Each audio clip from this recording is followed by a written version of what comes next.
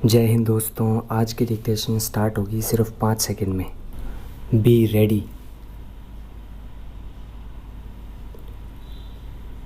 Start. सभापति महोदय, मैं रक्षा मंत्रालय की मांगों का समर्थन करने के लिए खड़ा हुआ हूँ। वर्तमान घटनाओं से पता चलता है कि संसार का हर देश अपनी सुरक्षा के बारे में चिंतित है और उसके लिए हर प्रयत्न कर रहा है। इस दृष्टि से अन्य देशों की तरह हमारे देश में भी रक्षा मंत्रालय का महत्व है। मुझे इस बात की खुशी है कि जहां अन्य मंत्रालयों की उनके पिछले साल के कामों के बारे में काफ़ी आलोचना हुई है, वहाँ इस मंत्रालय की कम आलोचना हुई है।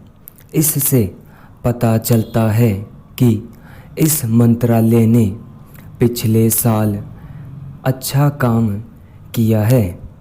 मोटे तौर पर किसी भी देश की सुरक्षा नीति का लक्ष्य यह होता है कि दूसरे देशों, खास तौर से पड़ोसी देशों के साथ मित्रता के संबंध स्थापित हों और हम एक दूसरे के मामलों में हस्तक्षेप न करें। लेकिन उसके साथ यह भी ज़रूरी होता है कि हम अपने देश की सीमाओं और अखंडता की रक्षा करें। इसलिए हमारे देश का यह कर्तव्य हो जाता है कि हम अपने पड़ोसियों के कार्यों पर पूरी नज़र रखें, क्योंकि आज तक हमारे देश पर जो संकट आए वे हमारे पड़ोसियों से आए हैं। 1965 में पाकिस्तान के साथ जो लड़ाई हुई और उसके बाद ताशकंद में जो समझौता हुआ वह सिर्फ कागज़ पर ही रहा। पाकिस्तान ने उस पर कोई अमल नहीं किया। इस दृष्टि से बहुत ज़रूरी है कि हम अपने देश की सुरक्षा की हर तरह से व्यवस्था करें। हमारा उद्देश्य दूसरों पर आक्रमण करना नहीं है, लेकिन यदि हम पर कोई आक्रमण करे तो हम में इतनी शक्ति अवश्य होनी चाहिए कि हम उसका डटकर सामना कर सकें। By paragraph change. आप जानते हैं कि पिछले दिनों पाकिस्तान को अमेरिका और चीन से काफ़ी मदद मिली है।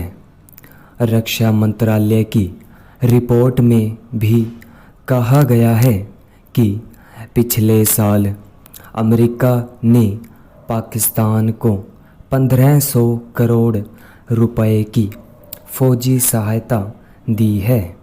आज जहां हम फौजी सामान के लिए अपने कारखानों की मदद से अपनी शक्ति बढ़ाने का प्रयत्न कर रहे हैं, वहां पाकिस्तान संसार के देशों से फौजी सामान खरीद रहा है। अपनी नीति के कारण वह सब देशों से लाभ उठा रहा है।